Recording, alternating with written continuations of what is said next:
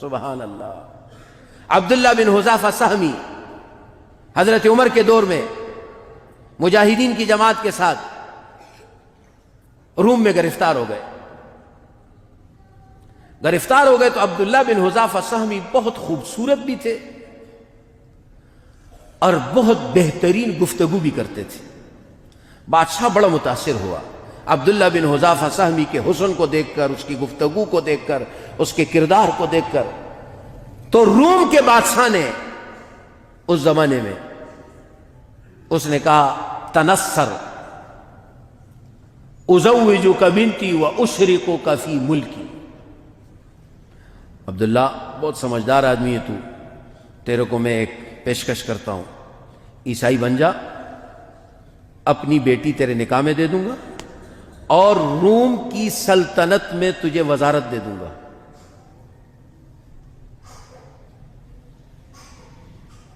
لیکن عیسائی بن جا۔ عبداللہ بن حذافہ سہمی نے فرمایا کہ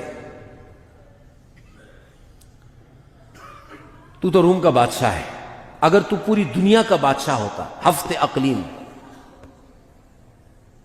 پوری دنیا کی بادشاہت میرے حوالے کر دیتا، تو مجھے ایک عہدہ دے گا نا، پوری بادشاہت بھی نہیں دے رہا، میں تو اس کی نہیں، میں تو کہہ رہا ہوں پوری دنیا کا تو بادشاہ ہوتا، ساری دنیا کی بادشاہت میرے قدموں میں ڈالتا اور مجھے کہتا ایک لمحے کے لیے صرف ایمان چھوڑ دو تو یہ سودا بھی نہیں ہو سکتا۔ آپ کیا سمجھتے ہیں؟ یہ ایمان جن راستوں سے ہمارے پاس پہنچا ہے وہ بڑے مضبوط راستے ہیں، ایسا نہیں ہو سکتا۔ انہوں نے کہا اچھا، بڑا پکا آدمی ہے بھائی۔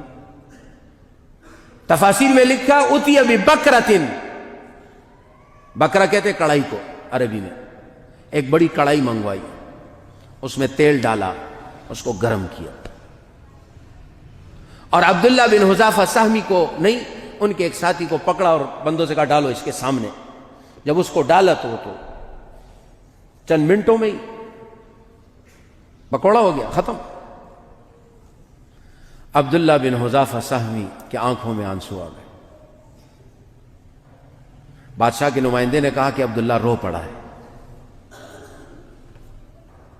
بادشاہ نے کہا بلاؤ۔ کہا کیوں، کیا ہوا عبداللہ؟ عبداللہ بن حذافہ سہمی کا یہ جملہ سننے کا ہے۔ عبداللہ بن حذافہ سہمی نے کہا اللہ کی قسم، موت کے ڈر سے یا زندگی کے لالچ میں نہیں رو رہا، میں تو اس لیے رو رہا ہوں کہ عبداللہ کی ایک جان ہے، کاش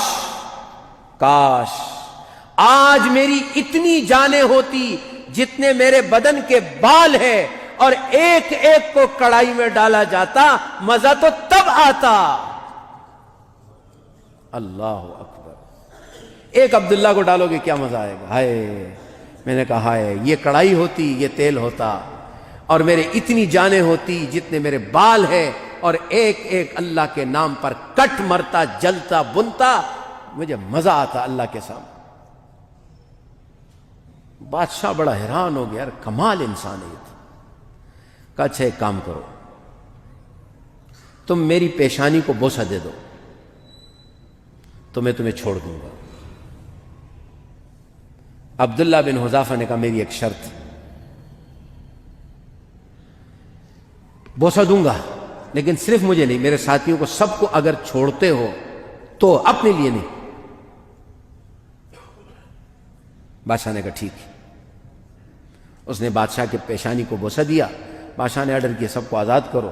جب مدینہ پہنچے حضرت عمر رضی اللہ عنہ کو پتہ چلا، مجلس کو کہا سب کھڑے ہو جاؤ، اور عبداللہ بن حذافہ کے ماتھے کو چھوا۔ حضرت عمر رضی اللہ عنہ شہید، حضرت عثمان شہید، حضرت علی شہید، شہدائے بدر، شہدائے احد، حضرت حمزہ شہید، شہادتوں کی داستان ہے۔ اس دین کو ایسا چمکتا دمکتا ان شہادتوں اور ان قربانیوں نے ہم تک پہنچایا ہے۔ ملت ابراہیمی، یہ ملت ابراہیمی ہے ملت ابراہیمی میں ہے ہی قربانیاں.